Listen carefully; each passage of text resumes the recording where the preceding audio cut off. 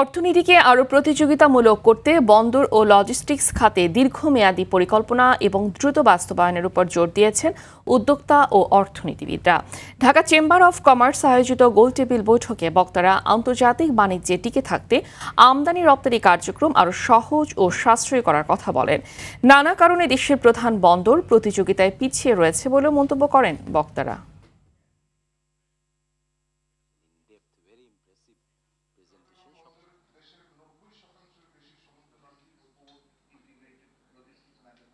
সিপোর্টের বাইরেও আরো কয়েকটা জায়গা আমরা যে ইন্টিগ্রেটেড বলছি, আমাদের রিজিওনাল ট্রেড এটা কিন্তু মূলত ল্যান্ড পোর্টের মাধ্যমেই আমাদের হবে মেজরিটি, এবং এখনো তাই হচ্ছে, কিন্তু সেই জায়গাটা খুবই অবহেলিত, বিশেষ করে ইনফ্রাস্ট্রাকচার। তবে এটার আগে সবচেয়ে জরুরি কাজ হচ্ছে করিডোর গভর্নেন্স এবং কোঅর্ডিনেশন মেকানিজমটাকে ইমপ্রুভ করা।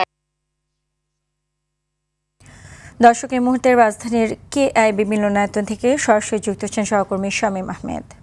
শামীম, প্রধানমন্ত্রীর নেতাকর্মীদের উপস্থিতি কেমন দেখছেন এবং বৈঠকে আর কি বললেন, আমাদেরকে বিস্তারিত জানান।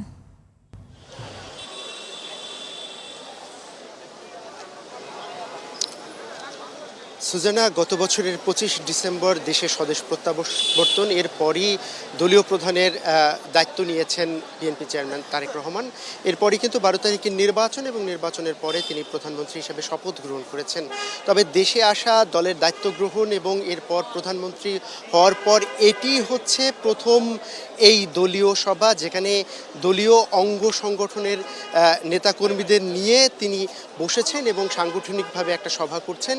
এই সভা থেকে উঠে আসতে পারে আগামীতে দলীয় কর্মসূচি কী হতে পারে, কিভাবে দলকে সামনে এগিয়ে নিয়ে যেতে পারে বিএনপি এবং কিভাবে সাংগঠনিক প্রক্রিয়া ভালোভাবে চলতে পারে সেই বিষয়ে কিন্তু এখানে আলোচনা হতে পারে।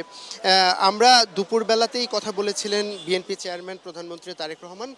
তিনি বলেছিলেন যে বিএনপি এক দল, তার দল এবং এই বিএনপির যারা নেতাকর্মী রয়েছেন তৃণমূল থেকে কেন্দ্রীয় পর্যায়ে, এই নেতাকর্মীরাই হচ্ছেন দলের প্রাণ এবং তারা যদি বর্তমান সরকারকে সহযোগিতা না করেন তাহলে অনেক ক্ষেত্রে সরকার সফল হতে পারবেন। এবং তিনি আরও একটি কথা বলেছিলেন যে তিনি দেশে আসার পর একটা যুদ্ধ ছিল, যেটা নির্বাচনের যুদ্ধ বলা চলে, সেই যুদ্ধে কিন্তু বিপুল সংখ্যাগরিষ্ঠ আসন নিয়ে বিএনপি জয়লাভ করেছে, এরপরই সরকার গঠন করছে। কিন্তু পরবর্তীতে সে যে যুদ্ধের কথা তিনি বলেছেন সেটি হচ্ছে নির্বাচনে যে তিনি প্রতিশ্রুতি দিয়েছেন সেই প্রতিশ্রুতি বাস্তবায়নের যুদ্ধ, যে ইশতেহার তিনি দিয়েছেন নির্বাচনে সেই ইশতেহার বাস্তবায়নের যুদ্ধ।